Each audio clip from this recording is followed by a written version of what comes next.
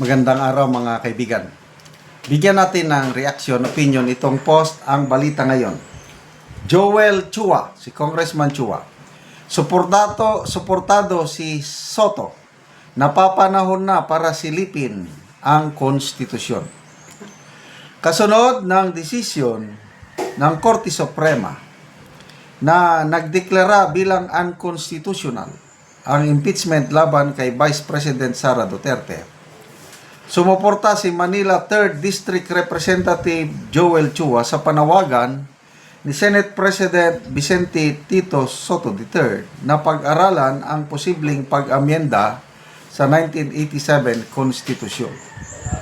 Ayon kay Chua, ang isyu ay hindi na lamang limitado sa proseso ng impeachment, kundi mas malawak na usapin na kung sapat at malinaw pa ba ang probisyon ng saligang batas sa harap ng mga bagong interpretasyon inilalatag ng Korte Suprema. Sabi ni Chua, sa akin pong pananaw, pwede po itong charter change, baka napapanahon na rin para ito ay silipin. Nilinaw ni Chua ng kanyang pahayag ay hindi automatikong panawagan para sa agarang charter change, kundi isang pagbubukas ng diskusyon kung may mga bahagi ng konstitusyon na kailangang linawin, lalo na matapos giniit ni Senate President Soto na ang desisyon ng Korte Suprema ay tila nagbago ng umiiral na pag-unawa sa mga probisyon ng impeachment. Nauna nang sinabi ni Soto na handa na siyang suportahan ang mga hakbang para amyendahan ang konstitusyon matapos ang ruling ng Korte Suprema na ayon sa kanya ay may direktang epekto sa balanse ng kapangyarihan sa pagitan ng lehislatura at hudikatura. So, ayan. Pangalawang kongresista na ito na namonitor ko na pumapabor sa idea. Sabihin na lang natin idea. Bright idea ni Senator Soto na tayo na lang. Baguhin natin ang konstitusyon. Chua. May nabasa akong isang post. Suportado rin ni Congressman Ronald Puno ng National Unity Party yung posibleng pag-amend ng konstitusyon. Okay. Tanong. Yan bang pag-amend ng konstitusyon, yan ba ang main concern ng taong bayan? Makakatulong ba sa kahirapan ng taong bayan ang pag-amend ng konstitusyon ng dahil lang sa impeachment? Paano i-amend ang konstitusyon? May nabanggit, narinig ko lang itong si Senator Soto na Constituent Assembly daw. Assembly ba? Constituent Assembly. Pag-isahin ang Senado at Kamara. Di ba ganun ang Constituent Assembly? Ang magastos yung Constitutional Convention. Magastos yun. Magbabayad pa tayo. Yan ang tanong. Kung ako, opinion ko lang ito, hindi pa napapanahon. Hindi yan ang concern ng taong bayan. Ano ang concern ng taong bayan? Itong korupsyon. Yan ang concern. Paano mapatigil ang korupsyon? Ang concern ng taong bayan, yung paglagapak ng ekonomiya. Ang concern ng taong bayan, paano mapatas ang ekonomiya, paano magkaroon ng may balik yung tiwala ng local and foreign businessmen o investors.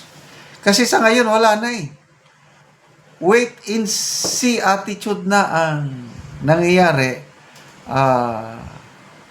Kaya nga bumabagsak ang ekonomiya dahil yung economic activity ng Pilipinas bumagal dahil sa korupsyon.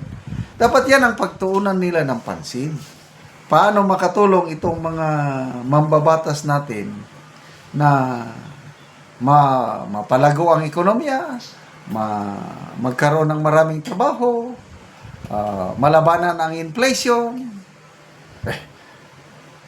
charter change. Bantayan natin huwag tayong pakumpiyansa mga kababayan. Baka na naman, ito, haka-haka ko lang ito, opinion ko lang, I'm not sure. Baka na naman, babalik na naman yung dati nilang agenda noong 2024 ba yun? Panahon pa ni Speaker Romualdez na amyendahan ko ng Constitution, economic provisions, kaya lang, ang talagang target nila is para maging Prime Minister si Martin Romualdez. Kaya lang, hindi natuloy dahil hindi sinuportahan ng mga senador sa pamumuno ni Senator Zubiri. Ito ngayon, dahil ang Senate President, kakampi na nila, baka matuloy na ang charter change, political amendments. So, huwag tayong pakumpiyansa. To me, ang impeachment, hindi yan priority. Although, sa nakikita nyo, yan ang priority ng mga politiko. Yung mga takot na takot kay BP Sara na manalo siyang presidente sa 2028, yan ang priority nila. Paano nila matanggal sa political landscape si BP Sara. Kaya, ayan, may nababasa akong mga post o comments. Kaya daw, sino bang nag-post? Si Dr. Eric Mata. Kaya daw dismayado si Senator Soto na tuluyan ng ibinasura ng Korte Suprema ang impeachment laban sa kanya. Parang umasa daw na kung ma-impeach si BP Sara, siya yung most likely na papalit. Although hindi sigurado. Kasi ang presidente, pwede siyang pumili ng isang senador o isang kongresista na ipalit. At sasang-ayunan lang ata ng 1/3 ng kongresista at 1/3 ng mga senador. Ganun ba yun? O majority ng mga senador. So, hindi ako sang-ayon. Hindi napapanahon ang charter change sa ngayon. Salamat mga kaibigan sa inyong pagsubaybay sa ating channel. Nakakatulong kayo ng malaki sa tribong Talandig ng Bukidnon dahil ang sweldo natin sa channel na ito is pantulong po sa tribo. Namimigay tayo ng libreng yero at pako para makapagpatayo sila ng mas maayos na tirahan. Panoorin nyo ang video na ito. Mauna niyang mga scene nga ipanghatag sa mga tao. So, dagan-dagan yod nga yero ang atong nahatag dinhi. So, mauna ni sila ang mga tao nga taga-ano gero. Maupod ni ang mga lansang nga ipanghatag. Mga lansang, mga yero. Kompleto gyud.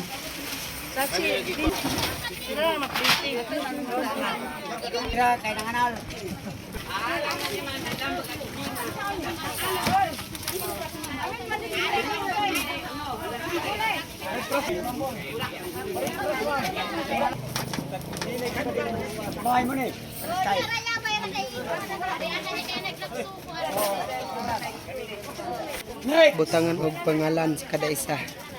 Tag-iya.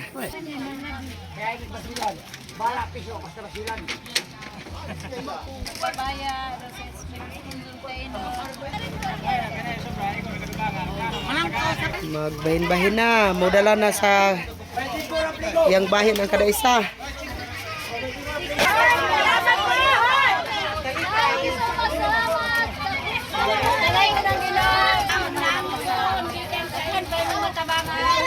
Baintiutso ka pamilya ni sila.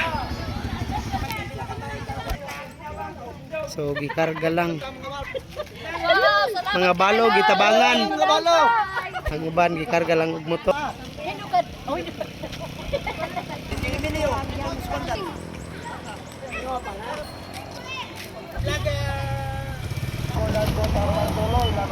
Hey, kasi bulik ko. Hoy.